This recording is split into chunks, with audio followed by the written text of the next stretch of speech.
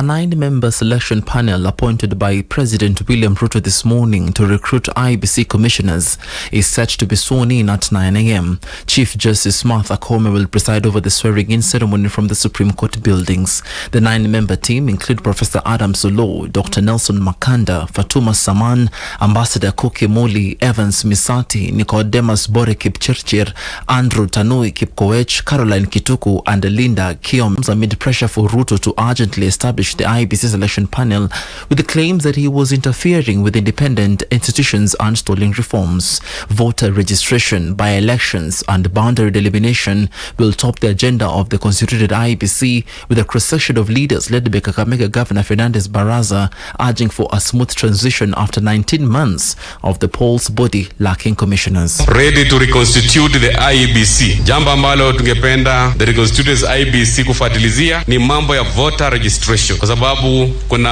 wanafunzi wengi, kuna vijana wengi ambao hawana vitambulisho na pia ambao wanataka kushiriki kwa uchaguzi wa 2027. So IEBC, mambo ya voter registration as the commission is being reconstituted, that is one of the priority items. Kwa mipaka, IEBC you must look at the issues of boundaries, na mwisho tuko na by-elections kadhaa ikiwemo by-election yetu kule Kisa East na pia by-election zingine hapa Kenya. Those are some of the pending issues which the reconstituted IEBC inatakana ishikilie pale. The High Court had on Friday paved the way for President Ruto to appoint the panel after a petition challenging the constitution was thrown out. Pearl Newsbeat. Political activist and lawyer Morara Kebaso has dismissed allegations of swindling Kenyans money from his accountability trails across the country. Morara says he has records of his expenditure, including details of his employees, and maintained that he will still rally Kenyans to help him raise more money for his accountability checks.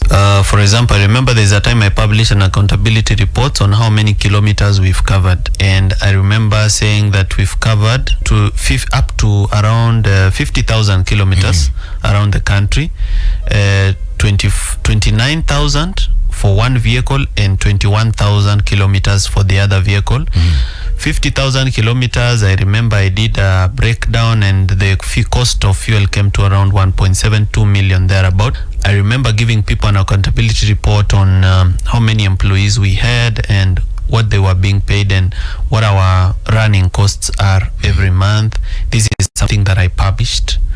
I remember also publishing that we've now established a finance committee which has 7 people from Kenya and 7 people who live abroad, and now we have a 14-member coordination committee that budgets, spends, and then accounts for the money. So sometimes this money it's not money that even comes close to me.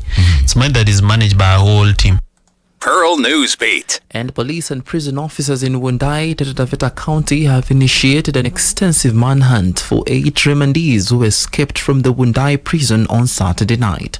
The escapees have been identified as Patrick Karisa, Erickson Mwachofi, Alex Maketsi, Edward Magaisho, Robert Machungwa, Mwangemi Mwanyange, Joseph Kalama, and Samuel Onyango. According to authorities, the prisoners aged between 18 and 39 were facing charges ranging from rape, defilement, and sexual harassment to housebreaking. Law enforcement agencies have been appealed the public to share any information that may help in locating the fugitives. Pearl Newsbeat. And across the borders, rebels of the M23 movement say they have taken control of the city of Goma in the Democratic Republic of Congo's east. Residents shared videos of M23 rebels patrolling Goma's main streets following a lightning advance against the Congolese army on Sunday that saw tens of thousands of people fleeing neighboring towns. After hours of gunfire and explosions in the streets of Goma, home to more than 1 million people, are now quiet, according to local media reports. It comes hours after DR Congo's foreign minister accused Rwanda of declaring war by sending its troops over the border to support the M23 rebels. Rwanda says Kinshasa supports militias who want regime change in Kigali.